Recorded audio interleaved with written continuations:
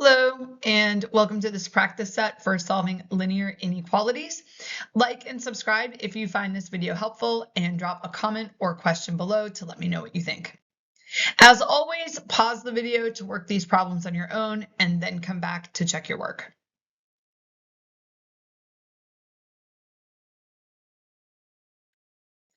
Okay, so we're going to start off fairly straightforward with one step inequalities, and this is just to emphasize when you need to flip and when you don't need to flip, and hopefully see the similarities between the inequalities and the equations. So if this were the equation x minus 5 equals 10, you would solve that by adding 5 to both sides. And that's exactly what you would do here. You would add 5 to both sides. Negative 5 plus 5 is 0. You'd retain the inequality as greater than or equal to, and then 10 plus 5 is 15. Now, to graph that, I am pretty bare bones when I do the graphing. I don't put more on the graph than I need to have. So the only number I really need to have here is the 15. X is greater than or equal to. And so we want to make sure that we have that solid dot there. Now, you might do it this way. Okay, this I have also seen where you have a bracket there.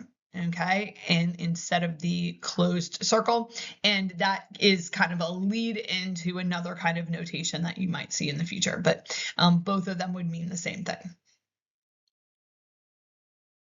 Next one is 3x is less than 30. And again, if this were the equation 3x equals 30, you would solve that by dividing both sides by 3. And that's exactly what you would do here. 3 divided by 3 is 1. And then 30 divided by 3 is 10. And so we get x is less than 10, and I'm only putting 10 on here. Numbers that are less than would be to the left on the number line, and it does not include the 10, so I will use the open circle. You might also do this, where you use a parenthesis there instead. Okay, so those would both work. X is less than 10. Next one. This one gets a little bit more complicated, so we're getting into some multi-step stuff. Again, these are the same as equations in terms of deciding what you would do. So if you were solving that linear equation, you would need to subtract or add a negative x to both sides. That is what we are going to do here. 2x minus x is just 1x. Bring down the plus 4, bring down the less than. X minus x is 0, leaving you with the negative 6. And then we would subtract 4 from both sides. 4 minus 4 is 0. You bring down the less than. Negative 6 minus 4, or if it helps, you can think of it as negative 6 plus negative 4. Might help you with your sign there. Is negative 10. X is less than negative 10. We'll just put the negative 10 there. And everything up to, but not including the negative 10. And again, you could also use the parenthesis there. Next one, we have some distribution. So we'll go ahead and multiply that through. So 2x plus 12 is greater than x minus 15.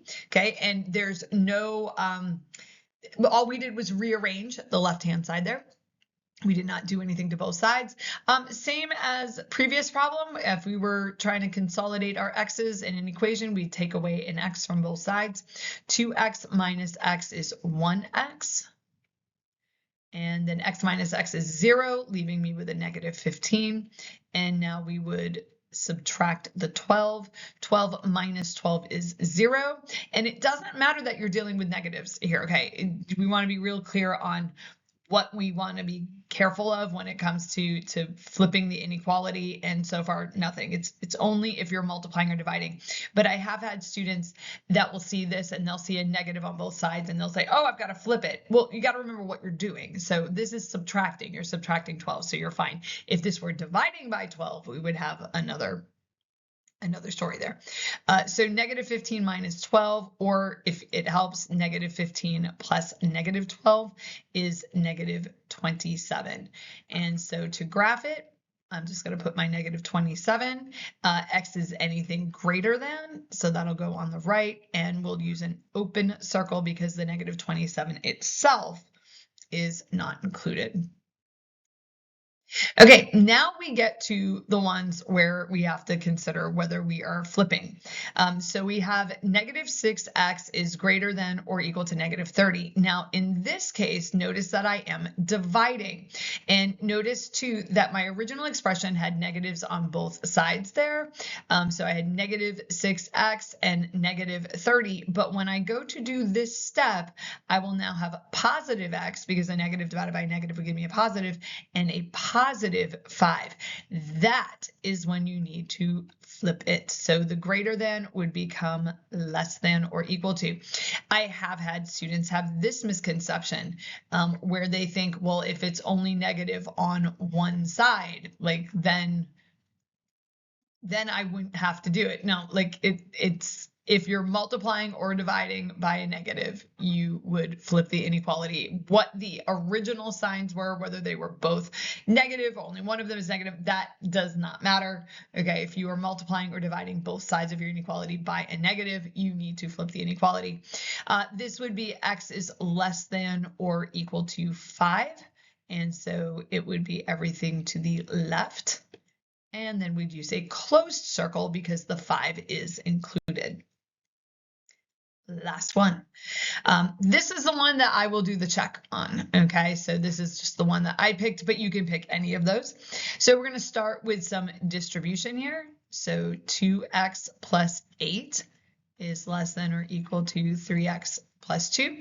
And now you have a couple of options, and we can even explore this a little bit. But because I want to illustrate the flip again, I'm going to do it this way, where I'm going to take away 3 x's from both sides. So 2 minus 3 is negative 1x, or negative x would be fine. Notice that there is no flip there because what we are doing is subtracting, and we do not need to flip it if we are subtracting. Okay, and this is a plus 2. I don't know why I put the plus sign there. There we go. Now we'll subtract 8 from both sides. And we get negative 1x is less than or equal to negative 6. And again, we are not flipping in that step because that is a subtraction step. You might say, oh, but the 2 became a negative and now it's a negative 6. Yeah, but we didn't reflect it. We just kind of slid it down into the negatives.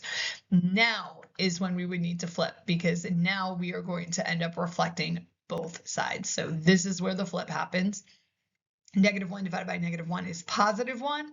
And now our less than or equal to will become a greater than or equal to negative 6 divided by negative 1 is positive 6. And so we have our graph where we have the 6. X could be greater than 6 or equal to 6.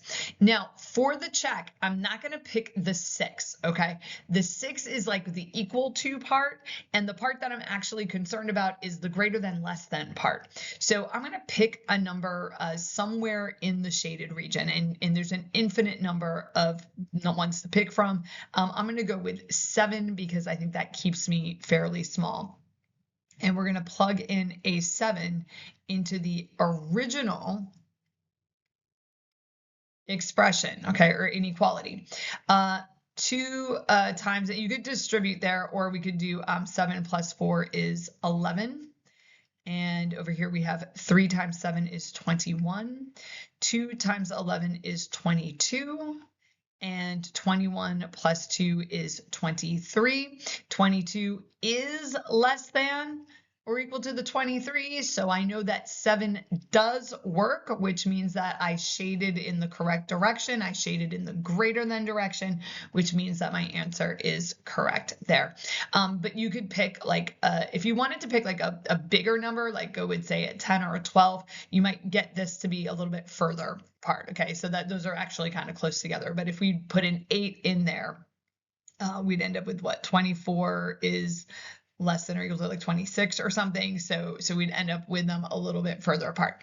Now, there is another way that you could do this. So since we're doing fine on time for this, you might have done it this way. So right here, I made a statement when I was working through it that I could do it another way, but that I wanted to illustrate the flip again. And so I wasn't going to do it this way. But some people prefer to keep it positive. And so you might have done this where you subtracted the 2x. 2x minus 2x is 8. And then 3x minus 2x is just x. Okay. And then you subtract the 2 and you get x is less than or equal to 6. Now I want you to take a look at that. And if you watched my last lesson video on inequalities, which please go back and check that out if you feel like the inequality part is getting away from you, I did go through a thing where I read them in both directions. So I said x is greater than or equal to 6, or you could read it from right to left and say 6 is less than or equal to x. If you did this the other way, where you ended up with the x on the right-hand side instead of the left-hand side, that is actually the expression you come up with. X is less than or equal to x, or, 6 is less than or equal to x. And then, or x is greater than or equal to 6. So you could have done it that way. What you can do if you do end up with it there, so you end up with it as 6 is less than or equal to x, you can switch it, but you need to flip the inequality when you do. So with an equation, if you have 6 is equal to x, you can just switch the order. That's called the symmetric property of equality. Inequalities are not symmetric, meaning you can't just switch the two sides, but you can rewrite it. You just got to reflect the inequality when you do. All right, last one. To get a B in algebra, you must earn a score of at least 80, but lower than 90. And I debated different ways of doing that. That's not the original way that I had phrased it. So this one, there's a lot of different ways you could have written this. One way is to say 80 is less than or equal to x is less than 90. Okay, meaning you've got 80, and if you earn a score of 80, you will get a B, okay? But if you go up to like 89, 89 is a B, but if you have an 89.7, that would also be a B, because once you hit the 90, you bump over to the A. Now, we know in practice that teachers can round, okay? And so you might have done something like this. 79.5 is less than or equal to x is less than 89.5, because for most teachers, not all, but if you hit the 89.5, I know at my school, the online gradebook we use will automatically bump the 89.5 up. So it's not, I don't have to go in and round. But if you're at an 89.4, you're out of luck on that one. So you might have done something like that. Now you could also have done something like this. X is greater than or equal to 80, and x is less than 90, and kind of joined them with the word and, meaning that both of these things need to be true. Your score needs to be greater than or equal to 80, and it also must be less than 90. And if you meet both of those requirements, then you will have a grade of B in the class. And of course, you could use the 79.5 or the 89.5 in there as well. So that's also a way to write that. We're actually going to get into that in one of the next lessons. So hopefully you found this helpful. Don't forget, like and subscribe for more math content, and drop me a question or comment below, and check out some of the other videos and playlists for specific help. And I will see you in the next one.